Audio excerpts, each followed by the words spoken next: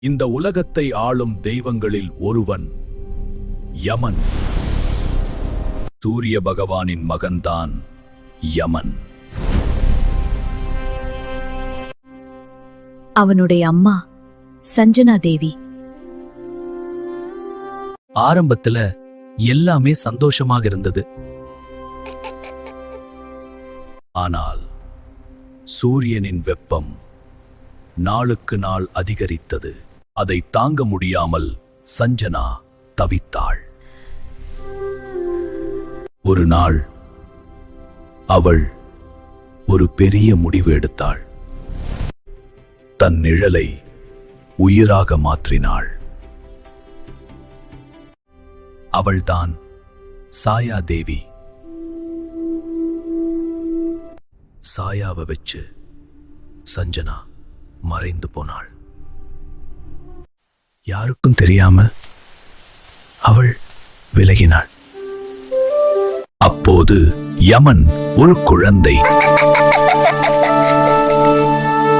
ஆனால் அவனுக்கு அம்மா பாசம் கிடைக்கவில்லை. அவன் மனசு உடைந்து போனது. இந்த அம்மா ஏன் இப்படி?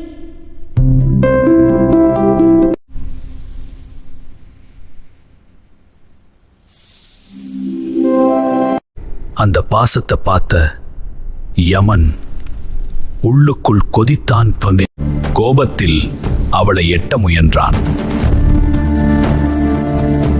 நீ உன் அம்மாவை எட்ட முயற்சி செய்தாய். அதற்கான தண்டனை உன் கால் அழுகும். இதைக் கண்டு சூரியன் அதிர்ச்சி அடைந்தார். அப்போது உண்மை வெளிச்சத்திற்கு வந்தது.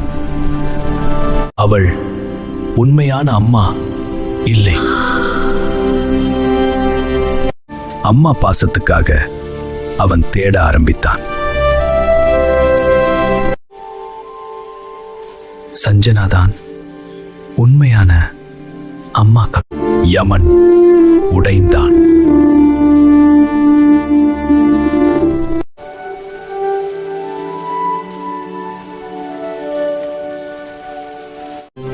அவன் தவம் செய்தான்.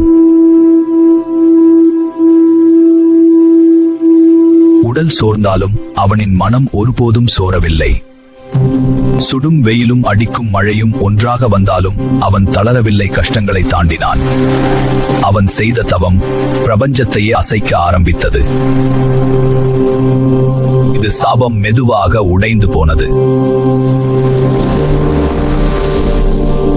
அவன் செய்த தவம் இப்போது பலிக்க ஆரம்பித்தது. அவனின் பக்தி தெய்வீக ஒளியாக வெளிப்பட்டது.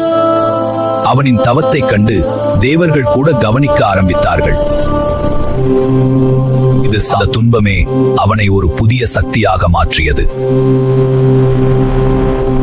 அந்த ஒரு தருணம் யமனுக்கு மறுபிறப்பாக இருந்தது. இனி அவன் நின்றுவிட மாட்டான். தன் கடமையை தொடங்கிவிட்டான். அவன் பார்வை உண்மையை மட்டும் காணும். நல்லதும் கெட்டதும் இனி மறையாது தீர்ப்பு. இனி அவன் நின்றுவிட மாட்டான். தன் கடமையை தொடங்கிவிட்டான். அவன் கடமையை செய்தான். ஆனால் அவன் உள்ளத்தில் ஒரு வலி இருந்தது.